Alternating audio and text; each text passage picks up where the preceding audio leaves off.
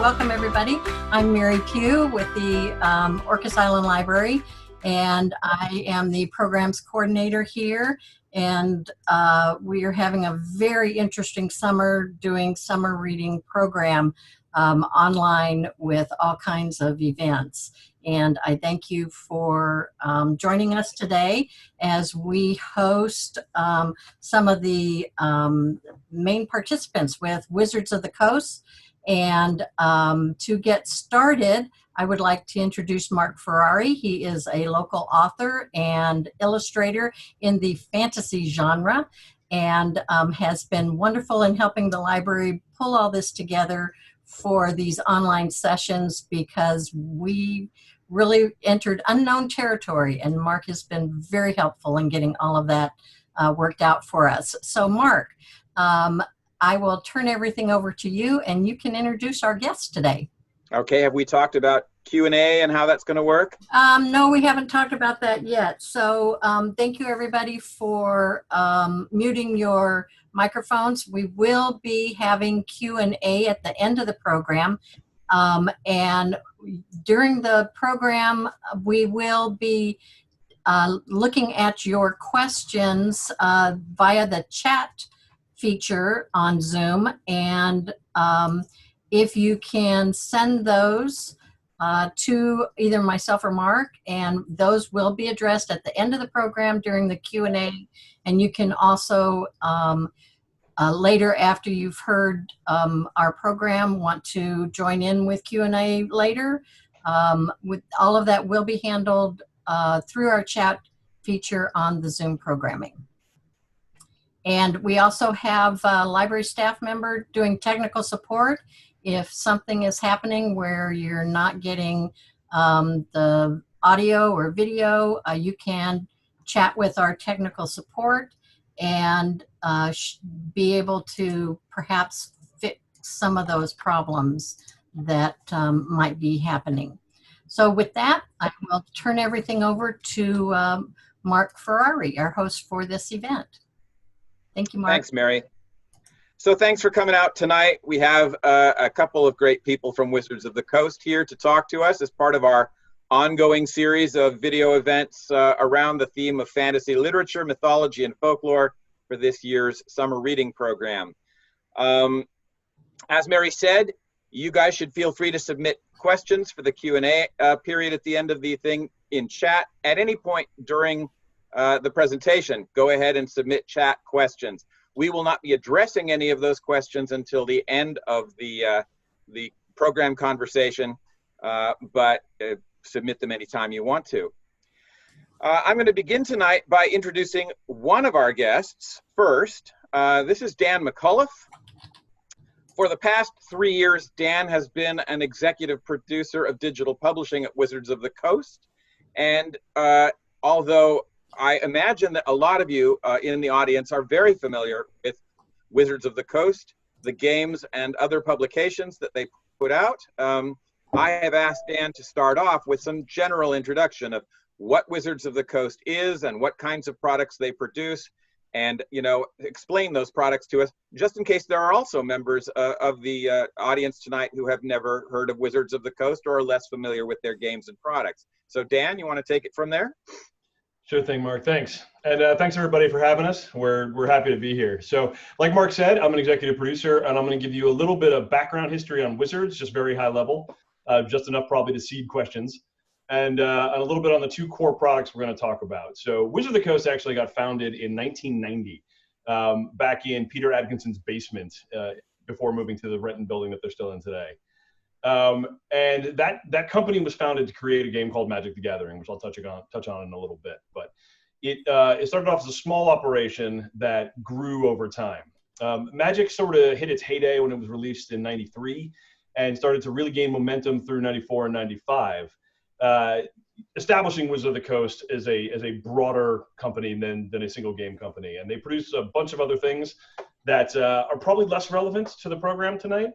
But in something very relevant happened in 1997 when they purchased TSR Publishing, which came with a great number of things, but not the least of which is Dungeons & Dragons. So Dungeons & Dragons, I think, as most people know, was founded back in '74 and has gone through several iterations. But Wizards has been the sole publisher of it since the late '90s. The couple of things to know about D&D. One, I think everybody's aware, it's a tabletop role-playing game. Pen and paper, storytelling, creating characters, Dungeon Master walks you through an experience. But what I think a lot of people don't know about TSR and now Wizards is that at the time of their acquisition, they were one of, if not the top fantasy book publishers in the world. They produced something like 60 novels a year, and throughout, mostly based on Dungeons and Dragons. To that end, they created a second product called Saga, which is lesser known. But the Saga series produced the Dragonlance novels, amongst a few others, and the Dragonlance Saga set of gaming implementations. So those have been their primary products through the acquisition of Hasbro in 1999. D&D, for the purposes of this talk, is widely considered the parent of modern role-playing games, and honestly, the parent of the modern tabletop role-playing game industry. The reason being is it was really the first of its kind that took miniatures-based wargaming that was very tactical and math-based and combat-based, and sidelined that in favor of a mechanism for storytelling. Now, of course, Wizards was founded on Magic the Gathering, which had a slightly different path. It is a collectible card game. Again, for anyone who doesn't know what that means, there are, I believe, somewhere close to 20,000 unique cards since 1993 that have been printed, multiple copies printed in the billions. And people collect these cards, create decks around the rules of deck building, and play each other. You can play one-on-one or you can play multiple players. It is also the first of its kind, and still the most popular collectible card game in the world today. Now, what's interesting about that is part of the reason is the narrative that they have put into it. So in addition to the great level of mechanics that they have, starting around the late 90s with a set called Weatherlight, Wizards embarked on a very ambitious 5-year story arc that was told through flavor text on very small cards, not of which everyone got to see. And this was successful when paired with certain other medium like novels, but in 2003, somewhere around there, they took a more nuanced world building approach to how sets are created, what mechanics go into them, and how they are presented to the user. And the world building and the storytelling that comes out of that we'll touch upon later, because I'm going to have my coworker Alison speak to most of that. And then last but not least, Alison and I are in a group called Digital Publishing. We were founded in 2017. I was employee number 3 in that group, I believe. And our charter, what's that? I was number 5. You were number 5, correct. Yeah. And our charter is to take these properties and convert them into digital mediums, into video games, and in some other digital opportunities that we'll may or may not talk about depending on how far we get tonight. And so our team has been really responsible for digging into the core of those stories and figuring out how to retell them in a different medium. Okay, so there is an overview for any of you who maybe came tonight who were not familiar with Wizards of the Coast and their 2 core products, Magic the Gathering collectible card game, collectible card game, and Dungeons and Dragons, a tabletop role-playing game. At this point, I'd like to introduce our other Wizards of the Coast guest tonight, Alison Luhrs. Alison is a narrative lead at Wizards of the Coast and has been for quite some time, as you heard her mention a moment ago. What that means is that Alison's job is to generate narrative storytelling and narrative storytelling components for all of these games and products. So this is what she does. She's at Wizards of the Coast pretty much doing storytelling full time. And at this point, I would like to concentrate on asking Alison some questions to help us better understand the role of storytelling, fantasy, mythology, folklore, literature, and storytelling in these products. So, Alison, to begin with, so much of both Magic the Gathering and Dungeons and Dragons revolves around the idea of telling a story inside a specific world, a very rich world, a very elaborate world that really is sort of the soil in which any stories the game players actually spin out is planted. How do you begin with the world building process? Sure.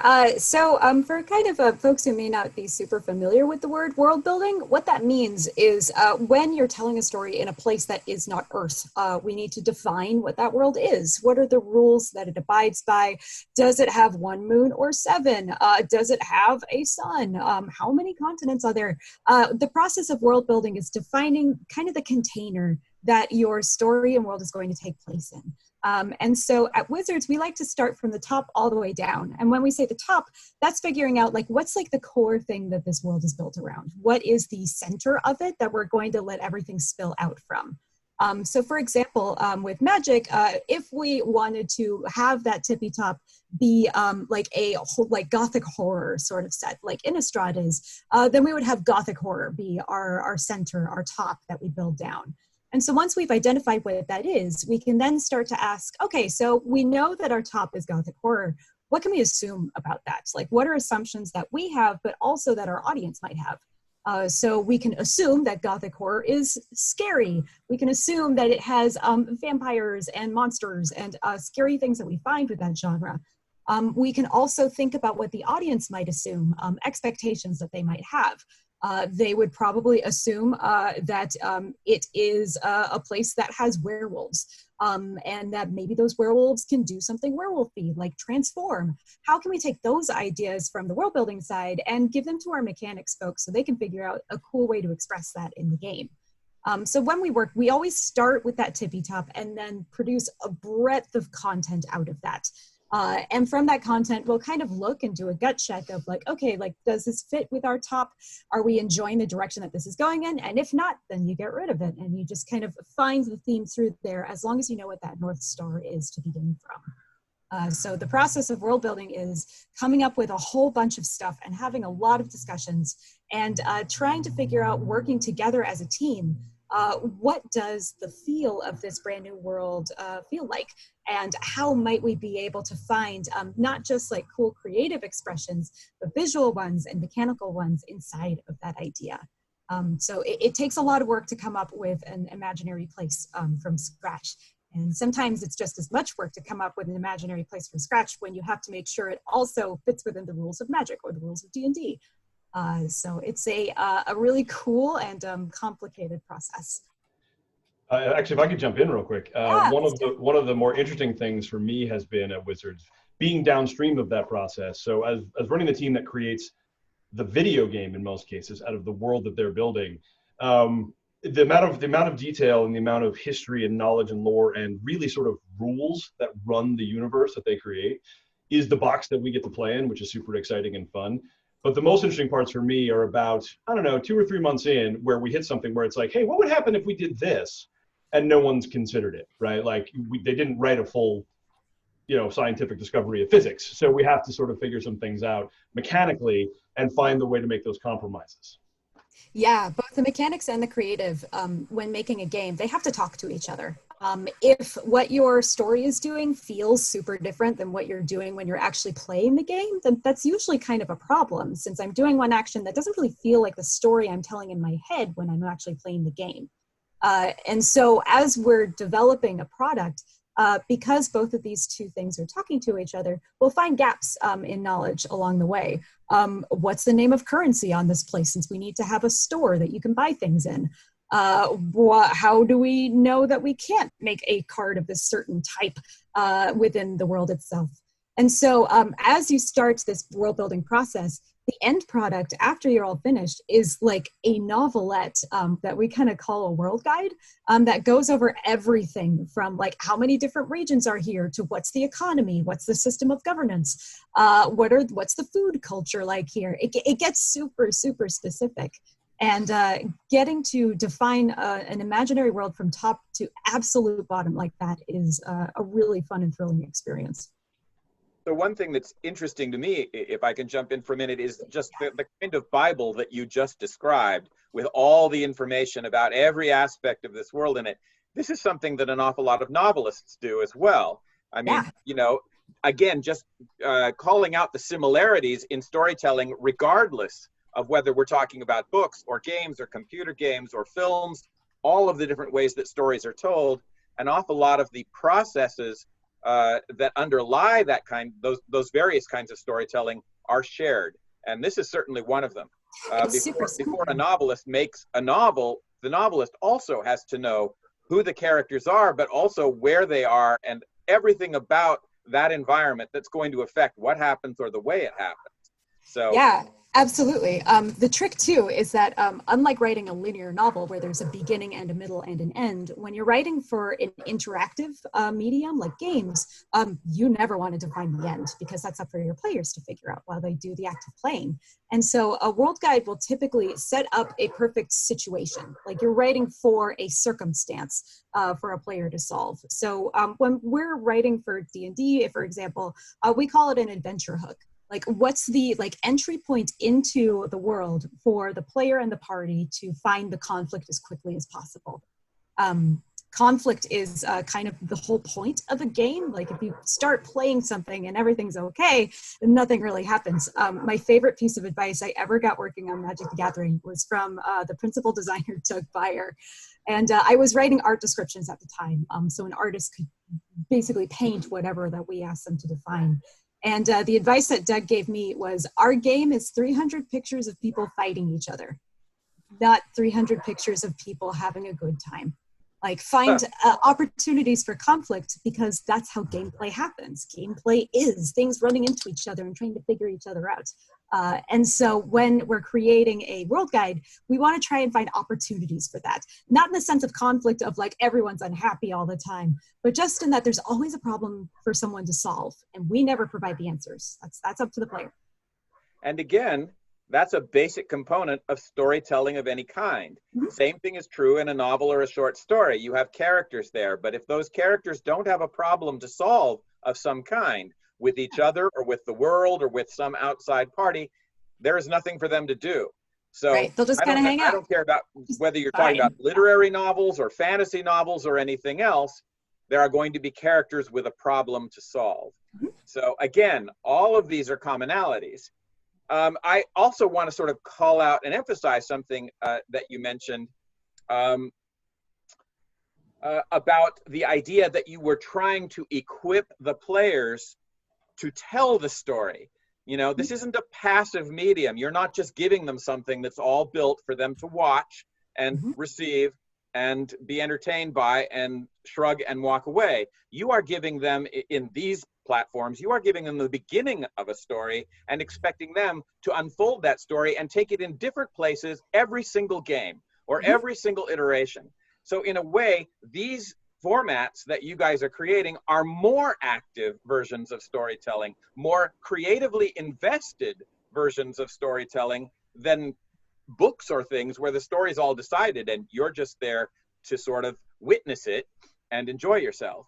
Yeah, definitely. This requires creativity, huh? Absolutely, yeah. I would say it engages the audience, the player, in a different way than a book. Like, if I'm reading a novel or reading some sort of a written form of entertainment, I'm there to be carried along for the ride. If I play a game, the expectation is that there's interactivity in there somewhere. Not necessarily that there's like 30 different endings and like 400 hours of content. Just the ability to move in a space means that I'm engaging with it in a different way than I would if I'm engaging with a novel or with a screenplay or even with a play in general. My background's in theater, so the idea of interactivity is pretty closely tied to that medium as well. The act of performance is the act of responding to whatever you're getting back from that audience. You have to be able to kind of like roll with it as you're going. And so the idea that stories were meant to be engaged with rather than just observed is kind of as old as humans have been telling stories to begin with. Right. So you have talked some already about constructing the world in this incredible amount of detail. But then, of course, another component of the story is the characters that live in that world. Certainly, Magic the Gathering, I have been a pretty avid Magic player earlier in my life. I have never actually played Dungeons and Dragons at all, believe it or not. Although that was much more the game in my generation than Magic was. I'm strangely out of sync that way. But in Magic the Gathering, and I'm sure in Dungeons and Dragons as well, Wizards of the Coast has created many very vivid characters that continue from game to game and from expansion to expansion. And I'm wondering when the creation of the characters comes into the process, and what, if anything, you have to do with that part of the story, or is that somebody else's job to develop that, or what? That is very much my job. Coming up with the characters is done at the same time as world building. In order for a character to really resonate with the world, I feel really strongly that they have to be of that world that they're coming from, and say something about that world through their character as well. So when we do the world building process, we're also like typically developing the characters that live in that space at the same time. For Magic, the process of creating a new planeswalker, for example, usually begins with deciding what world is that planeswalker from, as well as what is their power set that they go by. Explain real quickly what a planeswalker is. Sure, yeah. So that's one of the main characters, or like kinds of characters within Magic the Gathering. I see an Ashiok in the screen. Nice. Yeah, specifically in the world of Magic, and I'll probably grossly oversimplify this. Like, think about it this way: the planeswalkers are the super powerful spellcasters who can move between the different universes that exist in the world that has been created around Magic the Gathering. They're the chosen few that have the spark and the capability of doing that, and then they can draw upon the elements and other things to summon creatures or spells or artifacts. And if you really start thinking about the story that tells when you're playing cards, it gets very interesting very fast. But yeah, so planeswalkers are super powerful Magic users, for lack of a better term, but they have much more history than that. That's very succinct. Nice work. So Wizards of the Coast, would you call planeswalkers very powerful wizards? In the broadest term, yes. The broadest term. I mean, that's an actual question. Feel free to answer it by modifying that concept. It's so challenging because I mean, that begs the question: what? How do you define wizard? What is a wizard? Well, that's a good question. So, how do you define wizard, as opposed to how you define planeswalker? It depends on the brand. For Magic, a planeswalker is someone who casts magic innately. So that means that they don't study to cast magic. They don't have to go to wizard school or anything. It's something that innately just sort of like comes to them. Functionally, it's kind of the same as X-Men. Like, your powers are coming from your personality and from inside of you, not from somewhere else, if that makes any sense. So in order to cast magic within the world of Magic the Gathering, you're typically using mana, which is kind of like energy from natural sources, channeling that through you as a prism and creating magic in the world. For D&D, on the other hand, magic is something that you can learn. I can take a Duolingo course and learn magic. I can go and take a class and learn how to cast, a cantrip or something. So magic functions very differently from world to world. And so when you're building a new place for the first time, that's kind of one of the first things that you decide is, what are the rules of magic in this world? Is magic something that every person can do? Is magic something that's only gifted from some kind of natural spirit or something? Is magic available to everybody or just to a couple of very special people? So magic systems and how they're defined is such an important part of my job, and it's also like the most mind-meltingly infuriating because it's fantasy astrophysics. Like, trying to come up with like physics rules for a force that does not exist is something I really wish I'd had a chance to study in college, because boy, that would have made this a lot easier. So you talked about just a minute ago, you can take a class to learn to work magic in Dungeons and Dragons. Did you mean that you, as a player of the game, can take a class in the real world, or did you mean that as a character in the game, you can take a class as part of the game? As a character, yes. Okay. Not being a Dungeons and Dragons player, I didn't know. Yeah, no, Alison's analogy for linguistics is actually really apt, right? Like, technically, all of us can learn any language. Some of us are going to have a better aptitude towards it than other people. But if we study hard enough, you can become fluent in any language. There are some people who can learn without as much trying, I guess, for lack of a better term, and can probably go deeper into the language. Actually, I kind of love this analogy too. And like the type of language that you pick up will kind of depend on like what you have more of an aptitude for. Like maybe it's easier for me to learn French than it is for me to learn Icelandic. Just as for some wizards, it's a lot easier to pick up, Transfiguration than it is to pick up necromancy. So it's different flavors for different folks within the world of. Right. When it comes to this analogy of different aptitudes for different kinds of language, I kind of want to go even further out on the theoretical thing here in terms of the whole conversation about the place of these games and these kinds of literature in the larger world of literature and storytelling. Written words are a language, but they are also a particular approach to language. Some people have an aptitude for written words. Some people don't have an aptitude for written words. We talked at the very first Adult Track video event for this summer's series about the idea that the primary human activity that we're talking about here is actually storytelling, and that written language is something that came out of storytelling, not the other way around. That written language is an early, very old and very important form, a platform for storytelling. But now we see an awful lot of people doing an awful lot of their creative storytelling in platforms that involve pictures and that involve interaction with other people and that involve audio and things like this. We see people immersed in these platforms that provide all sorts of different languages for language in the mix of this one game. It's a broader form of storytelling that people with lots of different attitudes can all meet in, rather than just an aptitude for written words. And Absolutely. As such, I think a really valuable tool for fostering literally the human activity of storytelling out there in the world with all these very different people with their different aptitudes. And to kind of launch on that too, like what makes games really special, kind of across the different kinds of games that we make, and Dan, you can jump in here too if you like, is that we kind of run the gambit of different kinds of mediums of storytelling. So there's obviously like the written stories that you can read, either like in a D&D adventure guide, or on the internet, reading Magic Story about the adventures of our planeswalkers. But there's also the experience of play itself.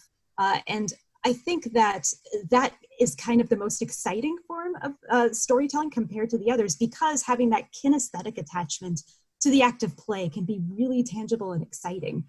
So in our own games, like if you sit down to play a game of D&D with your friends and your friend is the DM and you've got your other folks at the table, that act of you connecting in person is a different form of collective storytelling that feels really engaging and immediate. Whereas if you also play a video game, that kinesthetic action of moving a character through a space attaches a different part of your brain to the act of storytelling that you're engaging with. It's not one of our products, but I think one of the best examples of this is a game called Brothers, A Tale of Two Sons. It came out a few years ago. So it's a video game. You play it with a console. And with your console, one hand is controlling one of the two brothers, and the other hand is controlling the other. And so you're supposed to manipulate these two brothers like through this adventure. And I'm going to spoil the ending because it's like a 7-year-old game at this point. But one of the brothers passes away. And so when that brother passes away, you're left with a controller that you hold with both of your hands, but only one of them can move. And I remember playing this for the first time, and like I nearly started crying because I'd never felt a kinesthetic connection to a story before. But here was this narrative that was telling me, like, you just lost your brother, and I'm trying to use two of my hands, and I can only use one. Like, it sounds super cornball, like said out loud. Very visceral. But like that kind of response is something that you can really only get through video games. And so the cool thing about storytelling is that it isn't just connected to one part of your brain. It can activate all of it in a lot of different, very, very valid and meaningful ways. Yeah, so many more senses. And as you say, so many more parts of your brain are involved in the storytelling process with these multi-levular kinds of story platforms than they are with just pictures or just words or just sound or just sight. These are rich in that way. Dan? And I wanted to mention as well, like when you look at the two products, they tell stories very differently, and I think they have very different outcomes, right? So like Magic the Gathering, one of my favorite things about Magic the Gathering is what I believe is also a hallmark of its success, which of course well predates me, so I take no credit for it. But when you're done playing a game of Magic the Gathering, everybody has their recap. Everybody has their moments like, oh God, you should have seen it. You know, I played the Siobhan Dragon and I was able to fire breathe across, and they tell the story of what just happened in this battle. It wasn't just, oh, I won 17-3.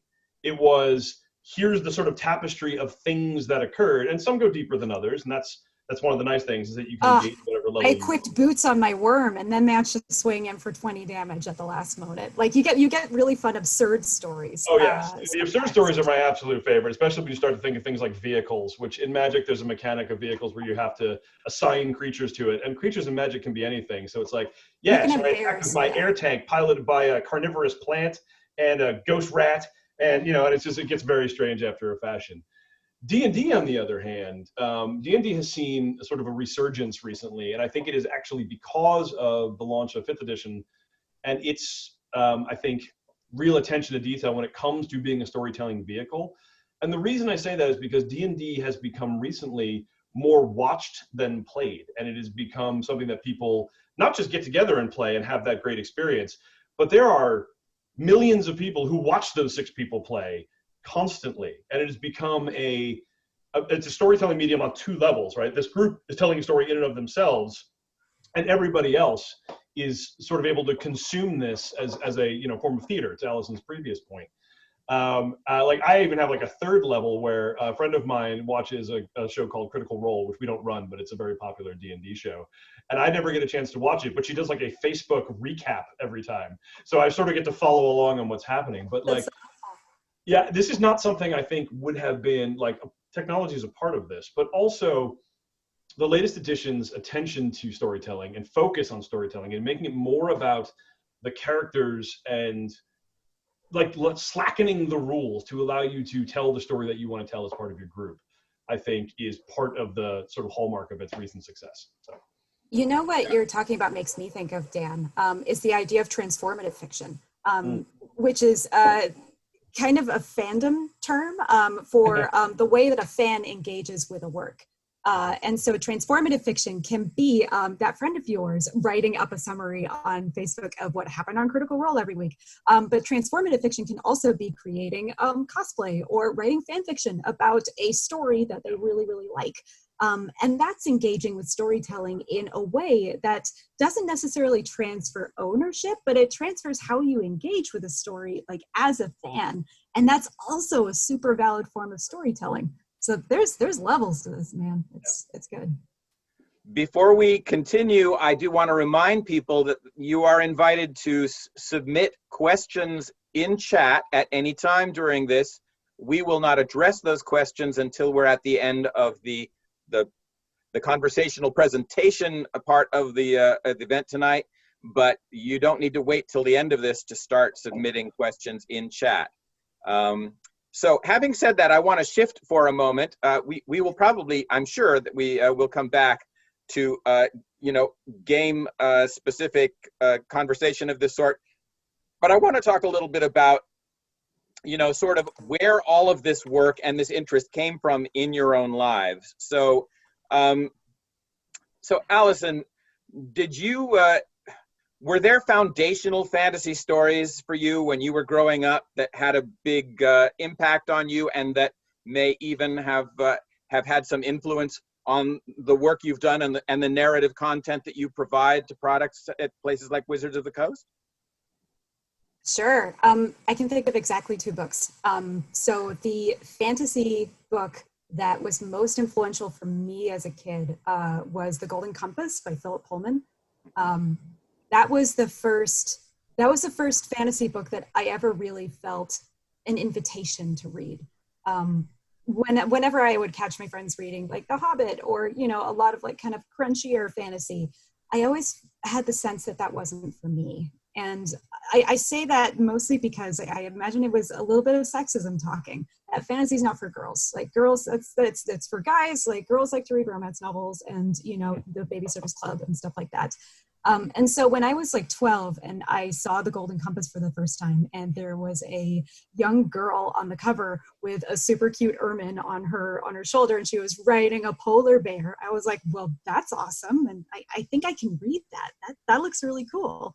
And sure enough, it's the Golden Compass is the kind of fantasy that doesn't like to kind of wallow in its fantasy-ness. Instead, it's just like this really rich invitation to a super, super appealing world that doesn't really like just kind of drop you off the deep end of learning a million new words or new terms. It just kind of holds your hand and invites you in to introduce these new unique worlds in a slow way. And I just fell in love with that book and the two ones that followed.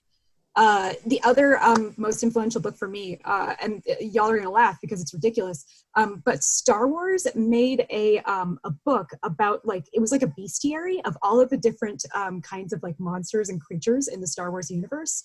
And it was my first time as a kid encountering concept art. Like the idea of a fictional bestiary was something I didn't know could exist. And I didn't own it. My best friend had it. And every time I went to her house, I would just devour this thing like it was just food. It was so much fun to look at and read. And it just really set my brain on fire. Dan, what about you?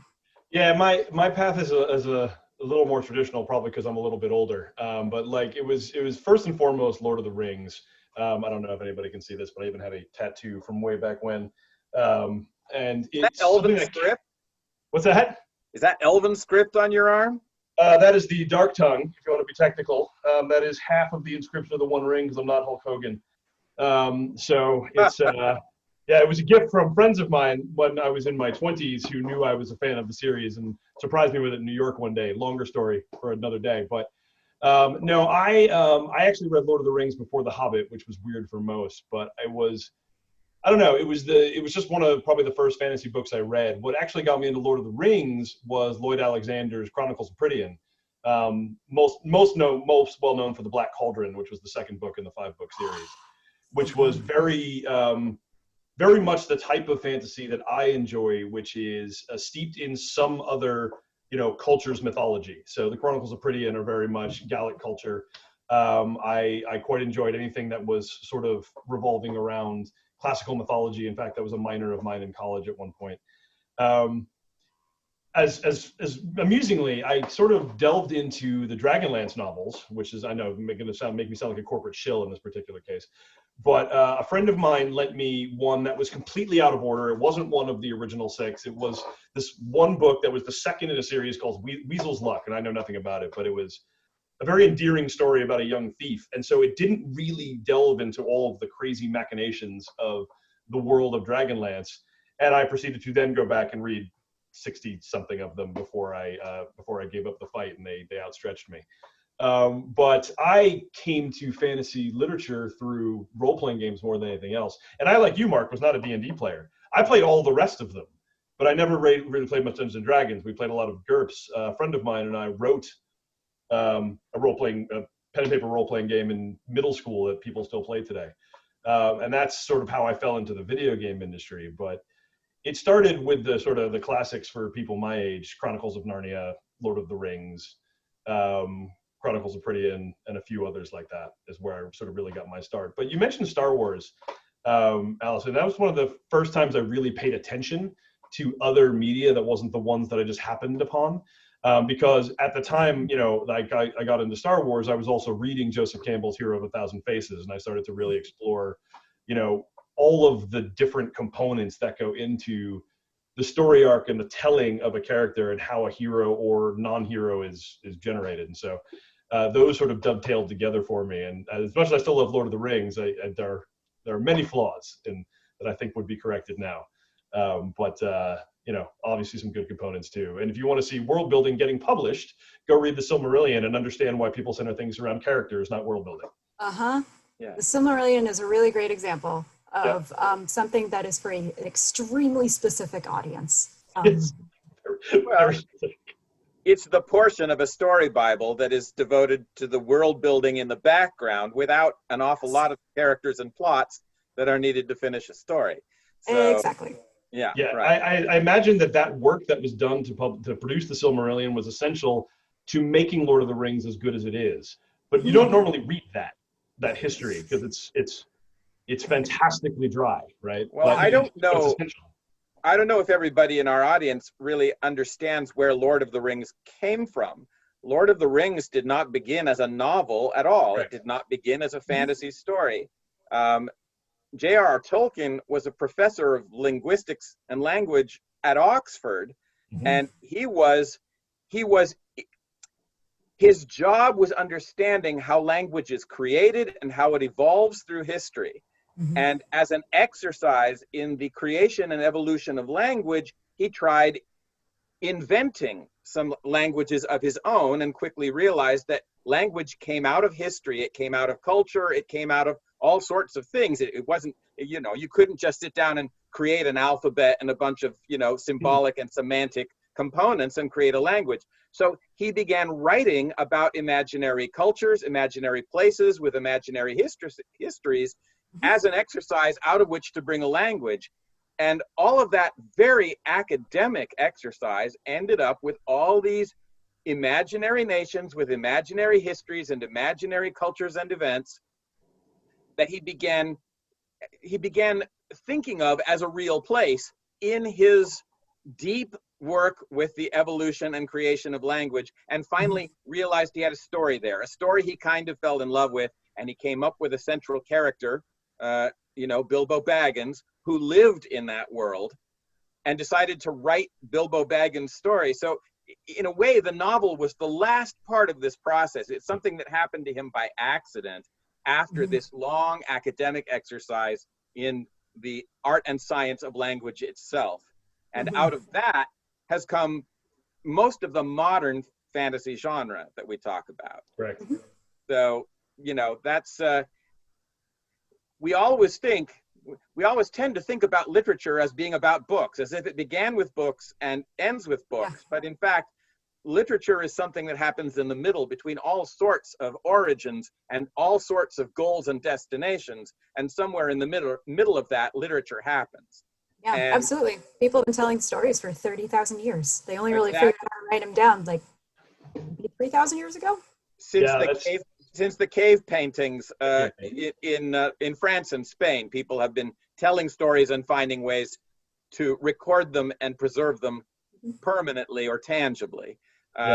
Writing is one way we've done it.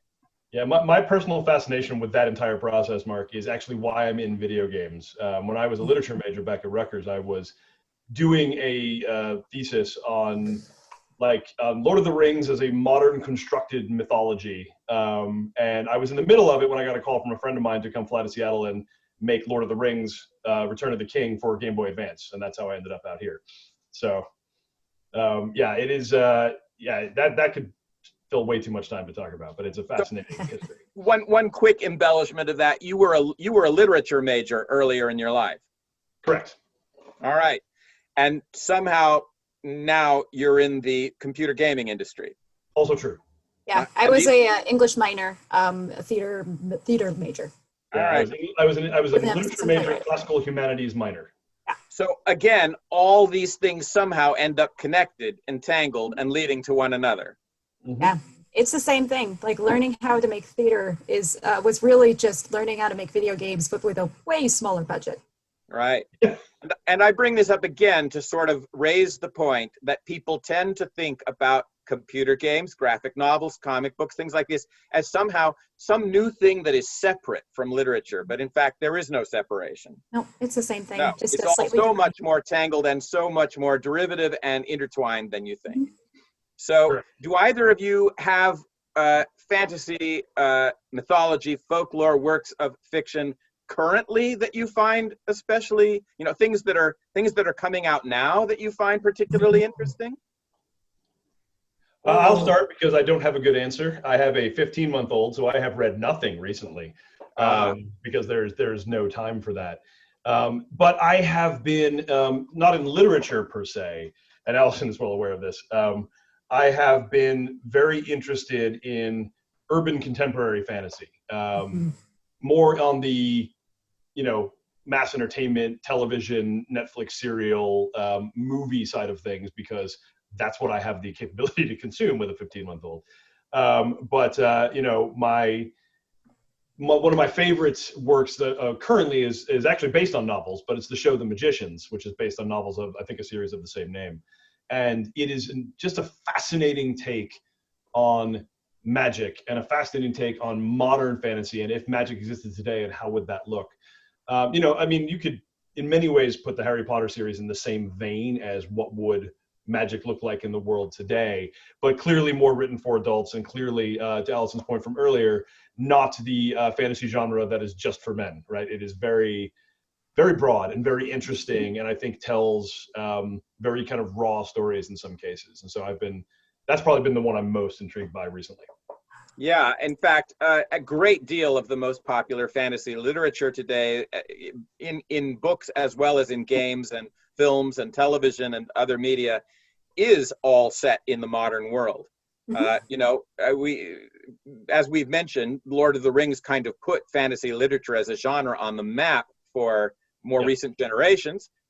Obviously, there has been fantasy on the literary map forever. I mean, Shakespeare's Tempest and Midsummer Night's Dream were full of fairies and monsters and magic. And Beowulf and Gilgamesh and, you know, all of these really ancient myths that are millennia old involved what we would now call fantasy components. But these days, fantasy is more often being set in modern environments. Yeah, let's talk about differences in fantasy genre, actually. Yeah, please. Yeah, so fantasy is when we think of fantasy, or at least when like the average person thinks of fantasy, they typically think of high fantasy, which is what Lord of the Rings is. And so high fantasy is usually like lots of non-human peoples, like elves and dwarves, living in a society that's kind of tech-wise set in like the Dark Ages or prior. So there's no printing press, there is no engine of any sorts. The tech is usually pretty low key, but there's lots of magic everywhere.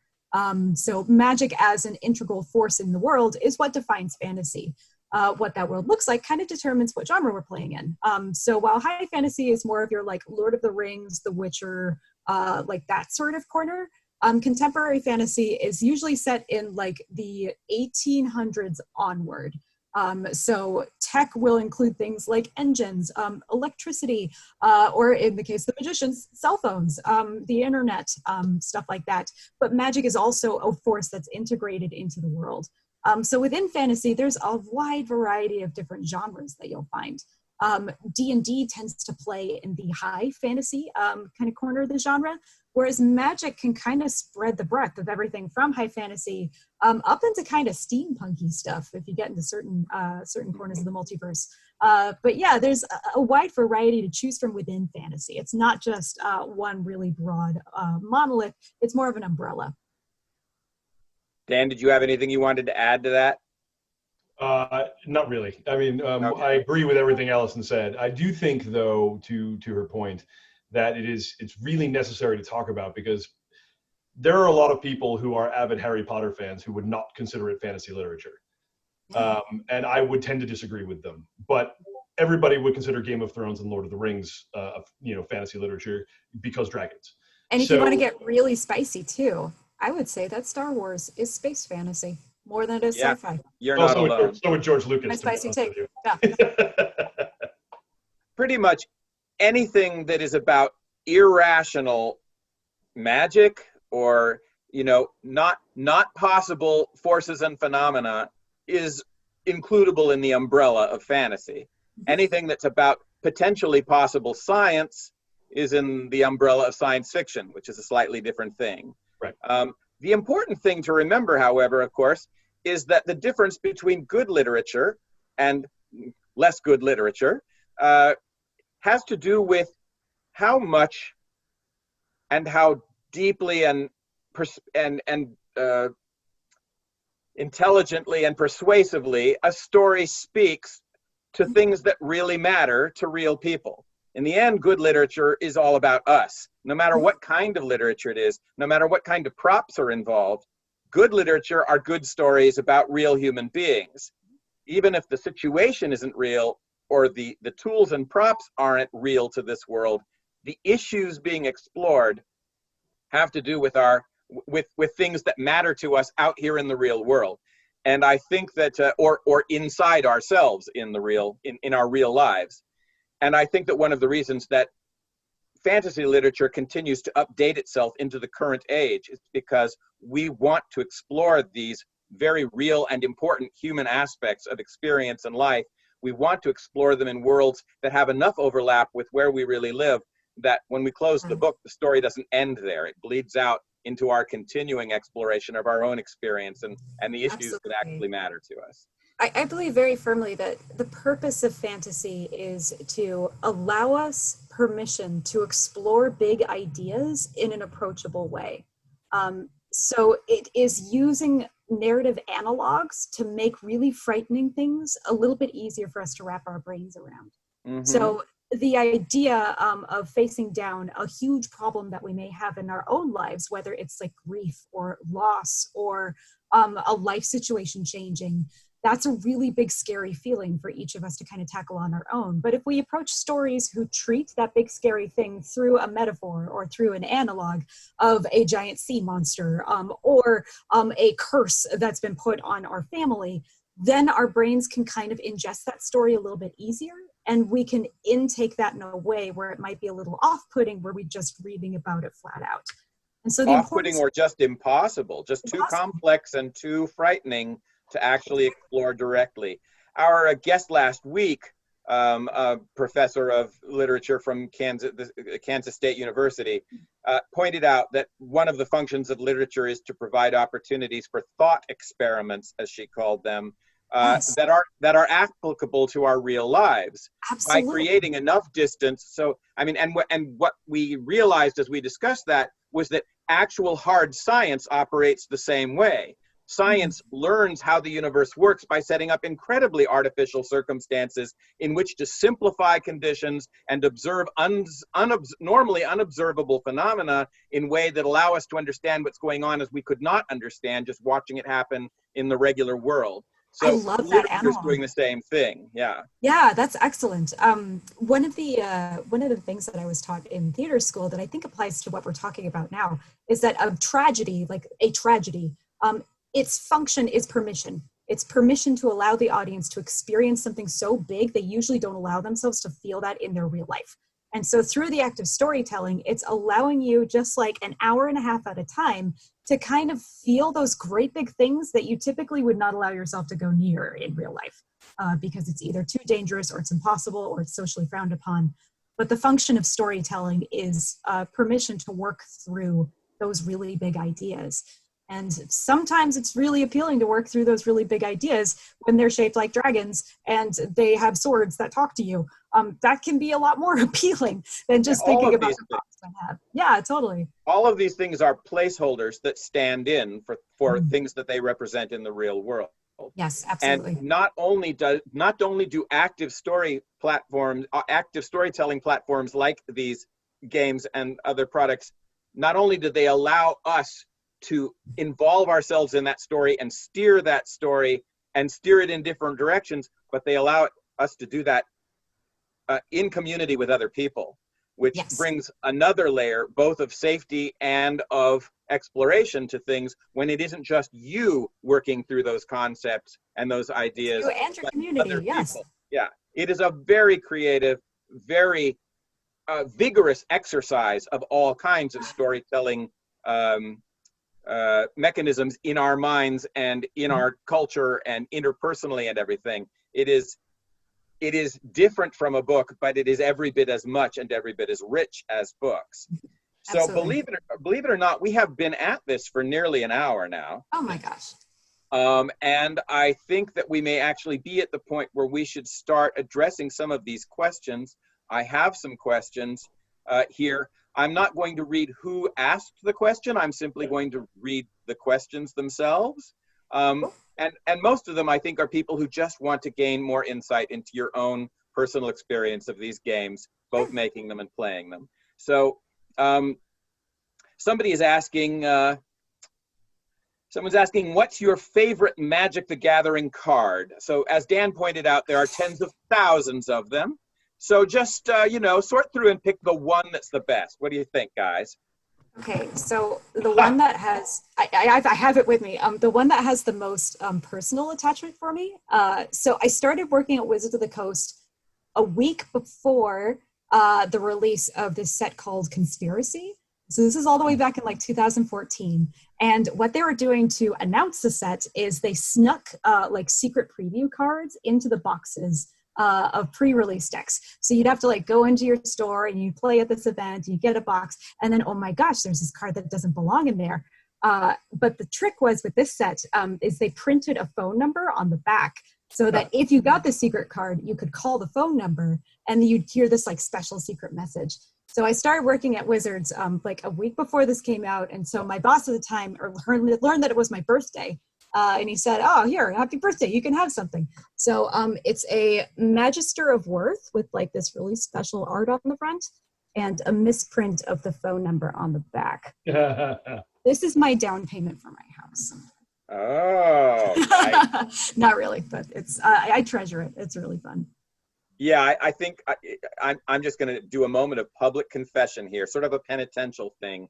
Go for it. Back in the earliest days of Magic the Gathering, I actually had an opportunity to do artwork for Magic the Gathering cards.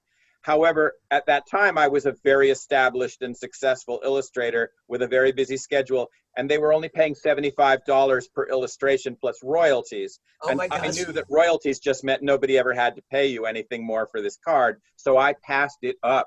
Yeah. And all of my friends who got $75 for their illustrations ended up buying houses with their royalties from those cards. So my unerring instinct to avoid profit and success in any way was in high gear there.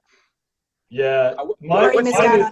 I have a significantly less interesting story. So when I started playing in 1993, like right in the beginning, maybe a year, maybe 94, I'm trying to remember. I think it was 1993, and it was right around the time of Unlimited, so the third printing of the core set.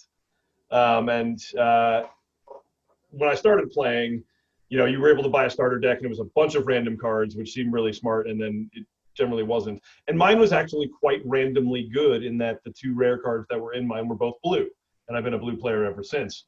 So the two cards that were in the very first deck I ever bought were Mahamoti Djinn and Vesuvan Doppelganger. One of which, yeah, those were in my original starter deck that I still have. Still have them? Somewhere in New Jersey, yes, I still have them. Oh, good. Yeah, and so now the funny part of the story is my answer used to be Counterspell, because I was a blue player from that point forward, because that's what I was able to build around. I didn't spend a lot of money, and I quite liked I'm telling way too much about my personality, but I quite like some of the aspects of playing blue.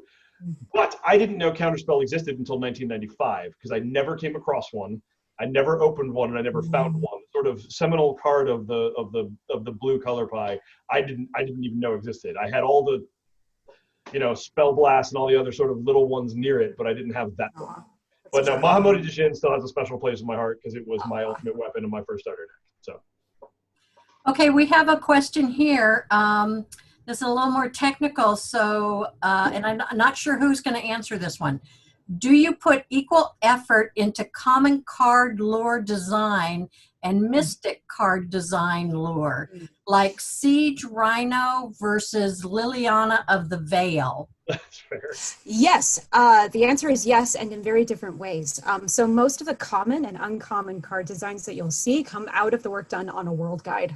So that's what usually takes like 3 or 4 months to make. And it's that big old document that I was talking about earlier that kind of gives you an idea for what the world is like, what creatures are here, what regions are around, what factions exist. And so when designers are coming up with all of the different types of cards to fill out a set, they're paying as much attention to those like commons and uncommons and rares as they are to the mythics and the planeswalkers eventually. But the kind of attention that you give to each is a little bit different. However, somebody has to come up with, a tap 2, draw 2 blue card, and there's always going to be one in the deck. So, and also like someone has to write the art description for every single card in a deck. So ultimately it's going to be like about the same amount of work, but in very different ways. Art designers do so much hard work to make sure that things are balanced. The one piece I'll add to that is when it comes to Planeswalker cards, especially like new entrants into, you know, the sort of Planeswalker pantheon, there's an extra consideration as Wizards takes Magic as more of an IP and less of just a game. So, for example, if we're going to make a new Planeswalker that may show up in the Netflix series that we announced that hasn't launched yet, different consideration has to come into play as to, is this a main character? Is this a marketable character? How do we flesh this out? How does it fit with the rest of the characters we have to make sure we're paying proper attention to, you know, having a very diverse cast and making sure that all of the variety is covered to the way we want it. So characters, I think, probably get, from a lore or at least a treatment perspective, a little bit more work. But yeah, everything from lightning bolts to, you know, Chromium, the multicolored dragon, get the same amount of lore attention and flavor and whatnot. So there was a question that we got very early on that I want to ask that is a little less specific about your personal experiences and preferences probably, but it's more general about the place of written literature at Wizards of the Coast currently. The questioner says, I love that TSR put out so many novels in the early days of Dungeons and Dragons. And then you're going to have to tell me whether this next question reflects the actual situation on the ground. Why didn't WotC, Wizards of the Coast, continue that? And why doesn't Magic the Gathering put out novels to build these worlds? In my experience, this is really missing. So does Wizards of the Coast actually not do that? Not put out novels to develop these worlds and these characters? And if so, why not? They do for Magic the Gathering. So the way that lore has gone out for Magic the Gathering has kind of gone, it's kind of vacillated in between either published novels or articles on the website that are like kind of like 5,000 to 7,000 words length. So pretty decent read once a week. Nowadays, I believe that they're back to publishing ebooks. On the D&D side, I can't really speak to it that much since I'm not really close with the D&D team. Maybe you have some insight, Dan? I can speak to it a little bit. So I'm not going to go into all of the history, but around the time of the purchase of TSR, Wizards didn't keep the publishing rights for those kind of novels. So a lot of it was given away. I forget, I think it's in the mid-2000s when that finally came back. I'd have to go check on that. So there was a schism in there that replaced some of those relationships. And really for D&D, what ended up happening was that period birthed a lot of careers for a lot of our authors, you know, the Margaret Weiss and Tracy Hickman, R.A. Salvatore, things like that. And the relationship we have now with them is we sort of work in conjunction. But really, if Bob Salvatore put something super interesting into the Forgotten Realms, we're just going to pull it back into a D&D guide at some point and make it quote unquote canon or make it part of a world story or build around it. And then on the digital side, we're going to do that yet again and pick and choose the pieces that we think are the most interesting and the most engaging. Yeah, so, that relationship between the authors and Wizards of the Coast now is really collaborative and friendly. I've been in workshops, like working with Bob Salvatore on stuff before. He's just like such a gem. He's the most like lovely Bostonian, like diamond of a person. I love him. As far as publishing goes, I know that, yeah, what Dan said is true, that the publishing happens outside of us now. So they can kind of do their own thing without having to worry about us like yelling at them what to and what not to publish. So we're getting some interesting new questions, but I want to clarify something about this question before we move on. So what the questioner actually said was, why doesn't Magic the Gathering put out novels to build these worlds? If I understood you correctly, Alison, Magic the Gathering does put out novels to build these worlds. Is that what you're saying? Yes, they do. And so those novels, where would this questioner go looking for those novels besides online? Online was going to be my answer. Okay, so they are mostly ebooks and or essays and writing on the Magic the Gathering website. Also some published novels as well, yes. Okay, great. So to that questioner, what we're saying is those novels actually exist, and now you know to go looking for them. So having cleared that up, I want to go to another question that we just got. Boy, we are definitely getting questions now. So this one's really interesting, and I think it's probably mostly aimed at you, Alison. How much inspiration do you draw from real life civilizations and peoples? How much time of the production is typically put into research, or is it mostly designed from personal experiences of the designers? Sure, it depends on the world. And I think the rest of that is not really question. So what do you have to say? The answer is that inspiration can come from anywhere, either lived experience or awareness of the world at large. But I think the really important part of this question is the emphasis that Wizards puts on hiring cultural consultants when we're talking about places that exist that we don't necessarily have lived experience from. So being able to work with someone who has an intimate understanding of what a culture is like, what the society structure is of a place that maybe those of us in the office don't share, can be a really invaluable experience towards making sure that we're showing different real world analogs in authentic ways. So like just this week, I was working with a cultural consultant on a project, and being able to collaborate with and come up with ideas along with a consultant can lead to really, really rich and exciting places. This has been something that Wizards has done since my time at Wizards has started, and it's something that I'm really excited to see is picking up steam across the game industry.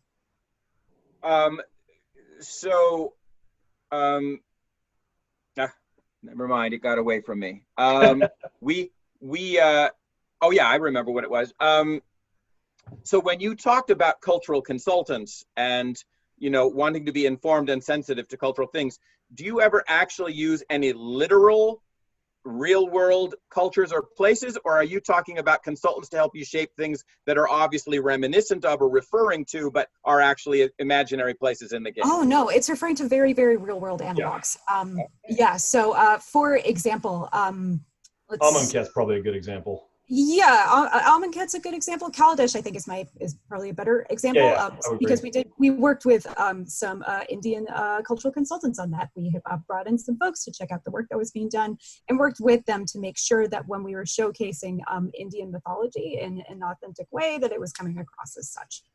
There are some better examples that I can't talk about yet, so you'll have to trust me.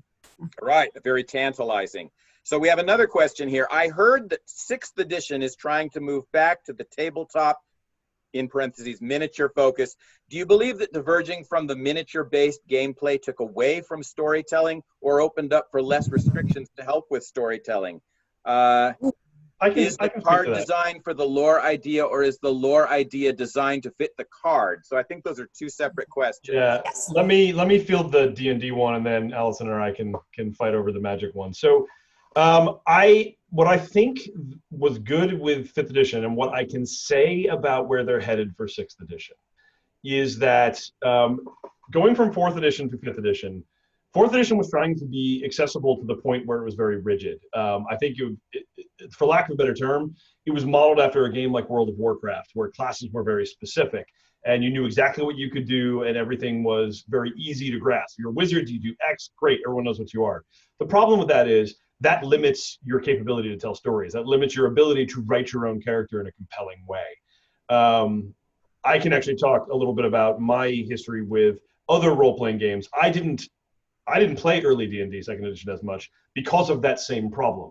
Because you made a barbarian, you rolled your stats, you were a barbarian. Almost every barbarian was the same. You could, if you were very creative, you could do something with it, but you couldn't do as much mechanically. And you know, there were a lot of dungeon masters at the time that liked to follow the rules. 5th edition sort of broke that paradigm in that there's just a lot more fluidity to the character that you can build and design and have that reflected mechanically. What I think 6th edition is going to do, and what the conversations I have had with that team, is to continue along the lines of making D&D more of a canvas and a backdrop than a rigid set of rules. So I think the miniatures component of it can add to it or subtract from it depending on who is telling the story. I've played with groups that abhor using miniatures because they feel like it turns into, you know, Games Workshop Warhammer 40K game very quickly. And I have some that use it very effectively to help paint the picture of what is happening, less so than worrying about sight lines and distances and things like that. So D&D 5th and 6th edition, I think, will allow for both capabilities. But I don't think it should require either, if that makes any sense. Okay. And Alison, do you want to add to that or address the second part of the question about whether the card is designed for the lore or the lore is designed for the card? I'll take the second one. It's a marriage. So when we're in the world building process, we integrate in the lead designer of that set. So the lead designer is part of coming up with the lore for the world. And what'll happen really, really frequently is our lore conversations will kind of like turn into finding ways to express mechanics through the lore and vice versa. So the relationship, it should be a marriage. Both parts of mechanics and the story should be talking to each other and getting along. Otherwise, they're going to fight with each other and things aren't really going to feel correct or flow very nicely. So some cards are developed because they came out of a super cool lore idea, and others are because mechanically we just really, really, really need to have a red-green, like trample mythic cost of like 4 in here. We need to. And so it's our job to kind of make that make sense. But yeah, it works back and forth. Yeah, to riff on that, I've been very lucky over the past 3 years to work with Alison on a digital version of Magic that is still in sort of the test phases, but it's been announced, so I can talk about it. It's called Magic Spellslingers, and one of the things that we're trying to do is build a new card game inside of sort of the Magic the Gathering universe. And so I got like firsthand experience working with that team from the Magic team, from what we call Studio X, to build out that card set. And it's been absolutely fascinating to see where those two things merge together, right? Like when we were first starting off, there were a bunch of cards that just said, basic 2/2. And it was just like, we need a bunch of vanilla creatures. We need a bunch of things to fill out sort of the power dynamic of this set. I also saw our VP of Creative, Aaron Forsyth, come in and say, like, we need a blue card for removal, and I think it should be called Shell Game, because that's a funny like play on words. And that is one of the few cards that we still have with the same concept and the same thing that it does in the game itself. But the most interesting part, I think, is as the sort of set evolves, going back to narrative in many cases, be like, all right, this keyword doesn't make sense anymore. Like, forget the card and the lore necessarily, but we had a can't block. It was if a creature got caught on fire, incinerate, it couldn't block, and it just didn't make sense to anybody. So there's certain ones that we cut, and there's certain ones that we rephrase to make the lore and make the accessibility make more sense to the player immediately without having to like really go deep on certain things. Yeah, a really firm, like 30% of my job is just hanging out with a thesaurus. Fair. Okay, so we've got a two-part question here. Has anyone ever met Magic inventor Richard Garfield? And is he still involved with any of the games? And the second part of that is at a Magic summer camp, it was centered at Wizards of the Coast building on University Avenue in Seattle. That building camp isn't there anymore. Can you explain why?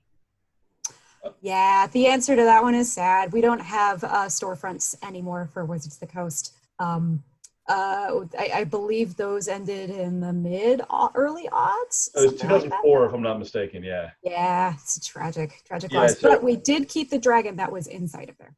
That's true. It's And still in the lobby. why did those stores end, Dan? I mean, I wasn't at Wizards at the time, so all I know is what I've heard, right? Like it was a little bit of a bridge too far, and it wasn't giving the sort of return on investment that they wanted. I think what I always said before coming to Wizards, so I'm happy to say it here, is a hobby store can exist with just Magic the Gathering, but it can't exist without it in most cases. Most game stores have to have some component of it.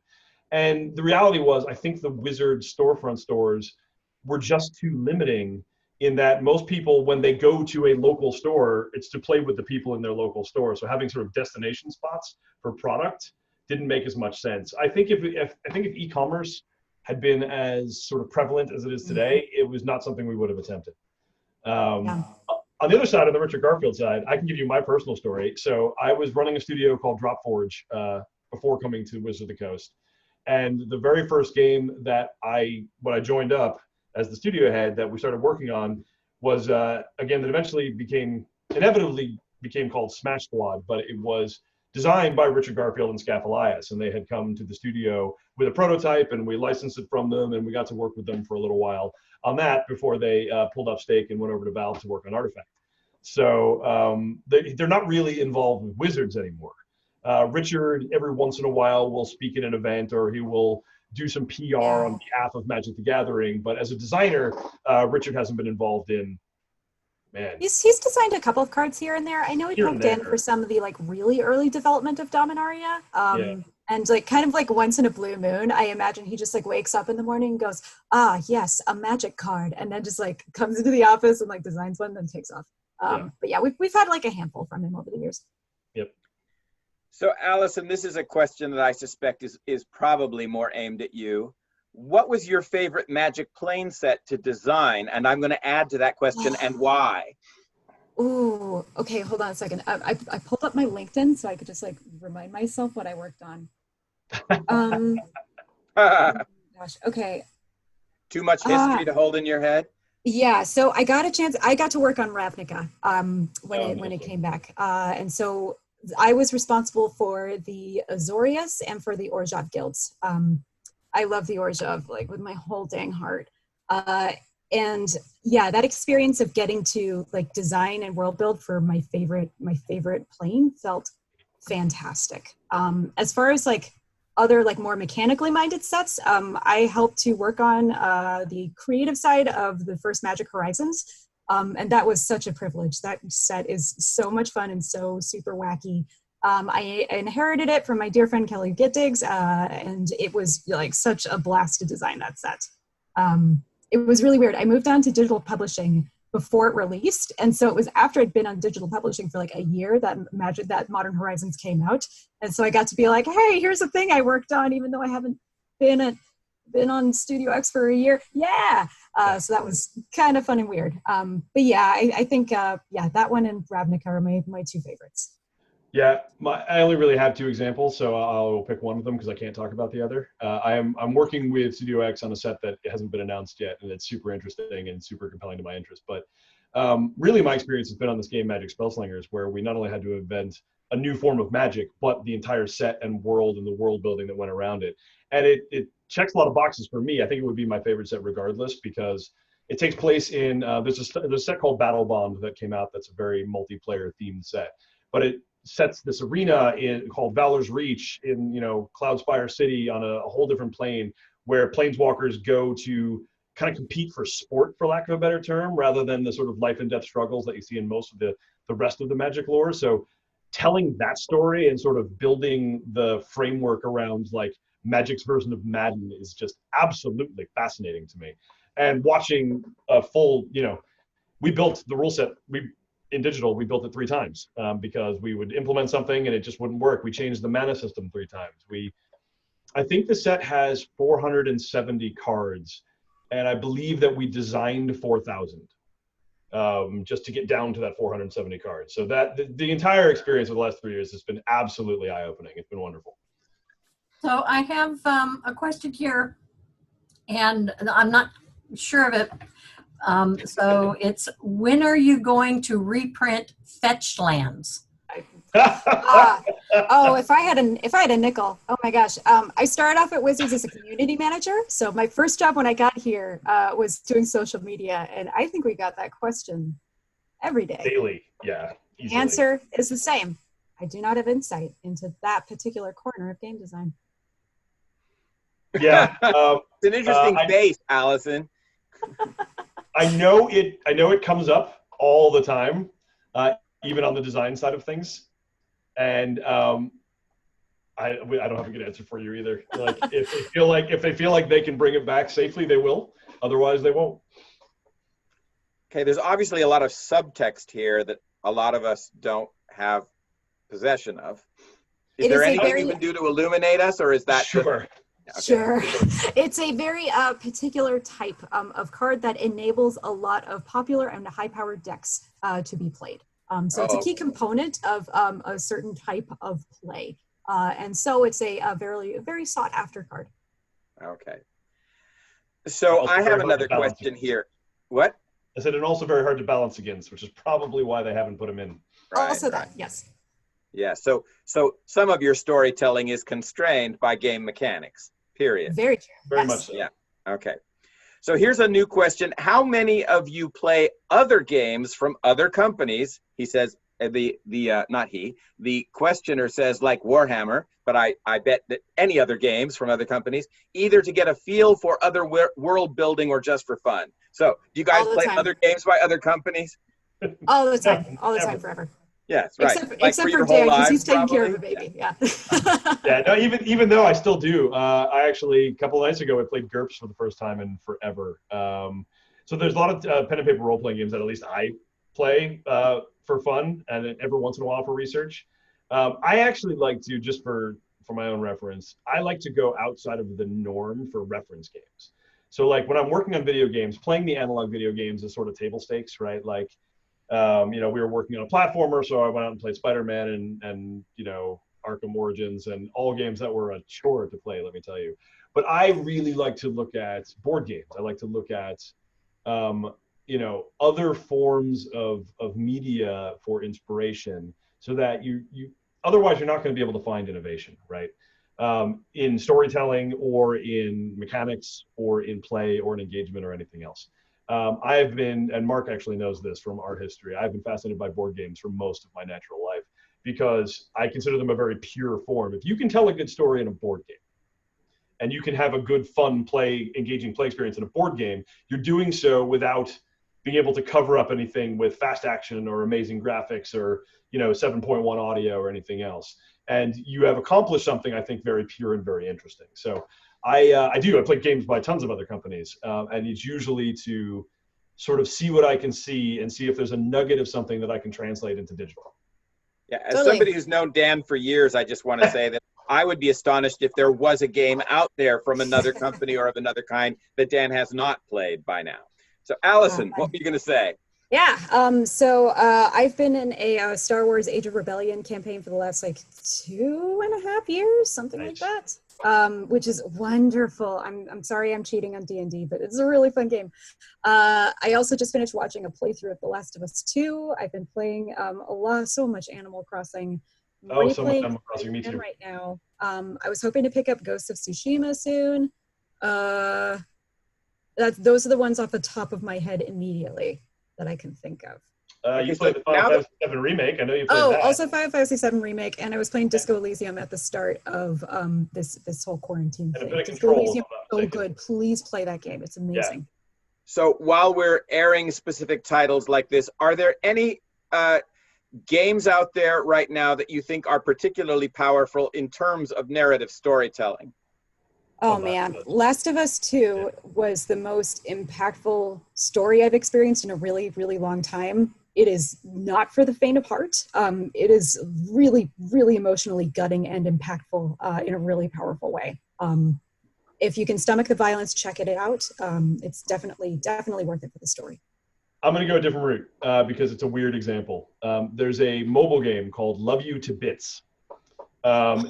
And it's an adorable little puzzle game, where you're just trying to kind of Rube Goldberg your way out of a situation. But it tells, I'm not going to tell you the story because it's super cute, but it tells a story through those interactions and through a couple of small vignettes with no dialogue, no text whatsoever. It's all through images and actions, and play with the sound on because the music is absolutely delightful. So that's one I would look at. And I think that probably like $2 or $3, I don't remember. But it's everyone has a phone, so I highly, highly, highly recommend that one. So I have one more question here that I'm not sure I really understand the question, but maybe you guys will understand the question. What do you do with custom things people send in to you? Anybody know what that means? I keep them. No, I keep them. So some of the designers who may be a little bit more public facing sometimes get sent stuff from fans, whether it's like pieces of fan art or just like letters saying hello. I don't get many, but I've kept the ones that I've gotten. Those are always really special. And also, I froze just before Dan finished up his question last. I wanted to add in 2 more recommendations. Play Disco Elysium. It's so stinking good. And the mobile game Florence is absolutely beautiful. That's like maybe a 45-minute playthrough. But it's a mobile game. It's just like the cutest love story. It's so much fun. And it's super low barrier to entry. Anyone can play it. I'll actually give you one more, but because it's it's a good example, I think a really interesting example of interactive narrative. So around the world in 80 days on mobile. It's also on Steam, I believe, if I'm not mistaken. It takes the story of Phineas Fogg that everybody knows and turns it into sort of a resource management game. But the dialogue and the story and the branching that they do, it's just exceptionally well done. Yeah, and I know the story and I keep replaying it because it's just really excellent. So I would recommend that one as well. As far as people giving us stuff, I never worked on Magic to be public facing enough to get anything, but I do get outreach periodically still on games I used to work on. Like just recently, so I said my first game in the industry in 2003 was Lord of the Rings for Game Boy Advance, and somebody randomly found me on LinkedIn or Facebook or something as a designer on the game and was asking me how to solve a particular puzzle, and I was sad to tell them that it shipped with a bug and you couldn't solve that particular puzzle. But but like we all, myself and our producer and my brother who was a designer on that game, we all responded, and actually like a whole thread spawned up on social media about it. So I try to respond to anybody who will reach out to ask a question or just say they like the game, because so much goes into the creation of these things that like I'm rewarded every time somebody does it. So we've just gotten one more new question, but we are coming up on an hour and a half here, and probably we're going to be having to wrap it up pretty soon here. This latest question is there ever anything you've released that you've been nervous about the reception to? How do you personally handle it or control it? So, is there anything I've released that I haven't been nervous about? Yeah, that's a better question. Yeah, question. Oh my gosh, every single story that I've written, every time that I wrote an art brief and had to hand it off to my director and I didn't know what I was doing and I was so nervous, and then it would turn out okay. I think I'm kind of nervous constantly. So that's why I give off the impression that I'm okay. Yeah, it's super tough, especially now, because really like back when I first started in video games, specifically in the early 2000s, right? Like a game would come out and like really the worst you would see is a couple of comments on GameFAQs or a bad review in Game Informer or something like that. Now, like especially in mobile, you launch something in a country at 3 o'clock in the morning, and by 5 it's on Reddit and everybody's talking about it, and somebody spun up a Discord channel. And like the best thing I can tell you is for me, there are going to be some people who just don't like what you've created, and that's okay. But like there are other people who will love it, and there are people in the middle who will be like, man, I would love it if this happened. And like listen to all of that, especially in a game as a service where you can do something and you can improve it. But like the best thing I can tell you is you're not going to please everybody. There's literally nothing that has been created in any medium that is universally liked. Yeah, I was going to say, as distinguished from everything else in the world where you can please everybody. Right, exactly. Of course. But it's harsher when you're reading it, and it's harsher when like, well, that comment's not fair. We did work on that, but it just didn't work at the end, and blah.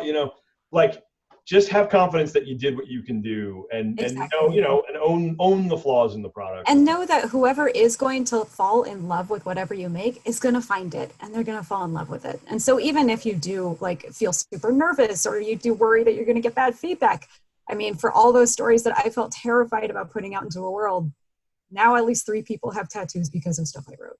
Right. And no one can change that. So that you gotta find the victories and know that you are creating for who you want to create for, not for who's going to hate your stuff. And organizationally, we go out of our way to gather that feedback, through focus tests or friends and family or playthroughs or whatever we can do to sort of know that, cover the blind spots that you probably have. Everything I've ever written, everything I don't draw as bad. That's just universally bad. But everything like I have coded or created or anything like that, right? Like there's always something that is universally like, okay, the people I made this for love this. And if there's some rough edges everywhere else, like I can hang my hat on that. So. Yep. So we have one last question. Okay. One last question from somebody I haven't actually seen a question from before, so I want to ask it, and then I think this has to be our last one. All right. Okay. How do you make sure, and I'm going to trade the words make sure for avoid, because I don't think you can make sure. How do you avoid a card that might become banned or make an infinite combo? Oh, man.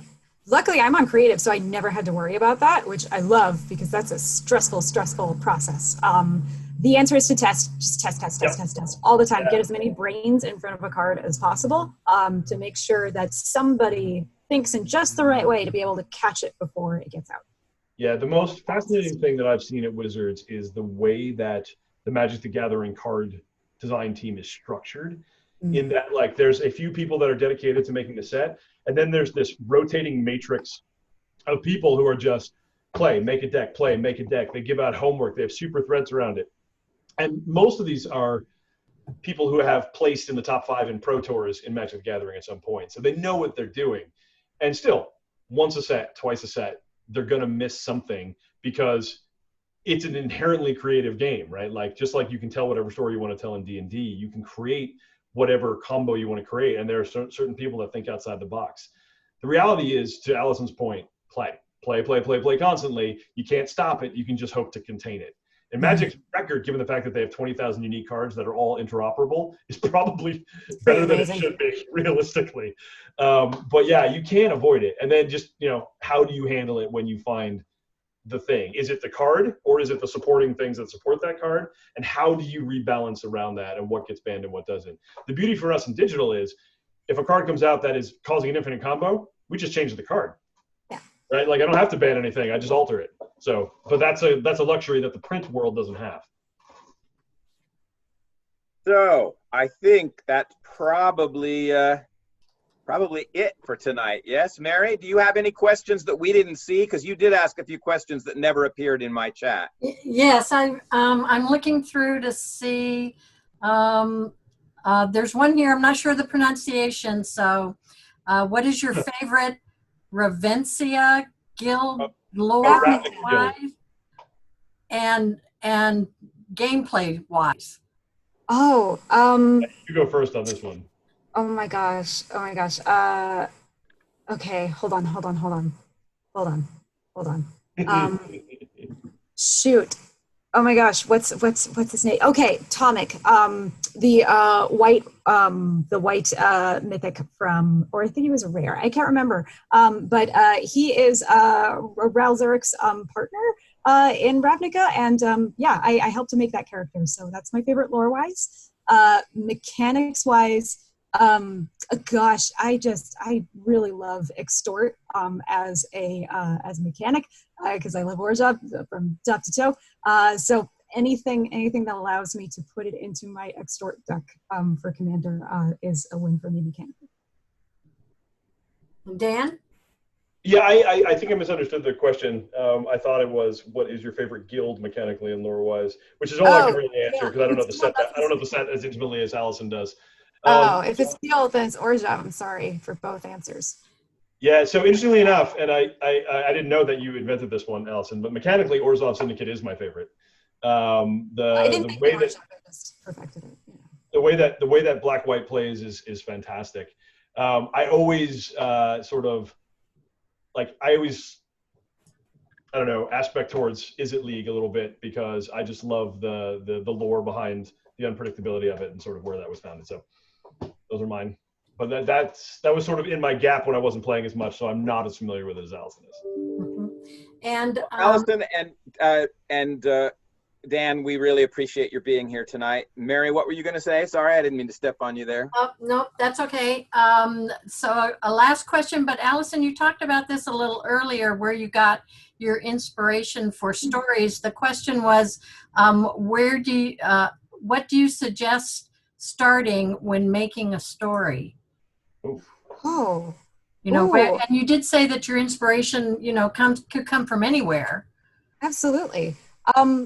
I think beginning from a problem, whether that's like a small time problem that you can identify in your own life, or a problem that you can kind of see in a fictional place, and letting the cool stuff kind of spill out from there.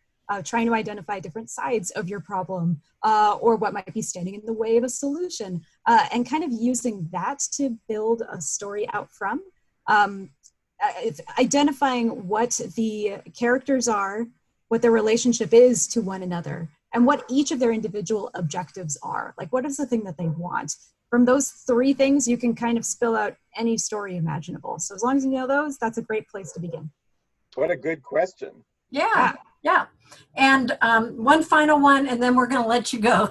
Okay. Really, this time we're serious. Yeah, it could be all night, wouldn't it?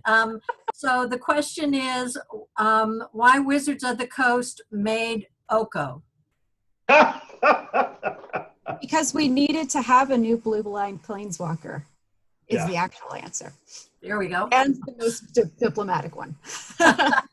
Okay. Yeah, I mean, Oko's one of the ones you talked about before, right? Where like everything seemed like good on paper. It was something that needed to fill out the set. The power seemed fun, you know, like making elks is cool, like all that's great. And then once it got into the hands of, like, once it kind of got out into the wild, we realized there were decks that could super exploit that power that we hadn't thought of. It happens. That's the easiest way I can think to put it. Watching the reaction was a life experience, though, I'll tell you that. Internally. How did you see the reactions? Were those comments on the website or Oh, what? social media. Oh yeah. Social media. Okay. Yeah. Oh yeah. Yeah, it's social media and also in organized play. So when you see the same deck coming to the tournament in the hands of 7 out of 10 players, you start to figure some things out, right? Like if one thing that they try to do is make sure that there isn't that one deck that can win them all, right? And so you couldn't win without building around Oko for the most part. That's a problem. Okay. One deck that can win them all. That Oh, it sounds like the ring. Lord of the Decks, right? Lord of the You bring it Decks. back to my All the way inspiration. around. There you go. Right. Times a flat circle. Yep. That's right. Yep. All right. Well, thank you all very much. Oh for my coming. gosh. This has been just so exciting. We've had lots of questions, lots of good interaction and stories from you guys, and we really appreciate you coming and joining us today. But thanks Yes, for having thank you. us. This was Yeah, thanks for delightful. having us. And thanks And thanks everyone to for sending everybody. questions. Yeah. Thank you. Thanks to everybody in the audience for joining us tonight as well. And yeah. So Yeah. Very is this good. goodbye then? This is goodbye. Thank you so Goodbye. much. Bye, guys. See you all in Bye a now. couple of weeks for another evening event for this summer series. Look at the Absolutely. library website to see what's still coming up.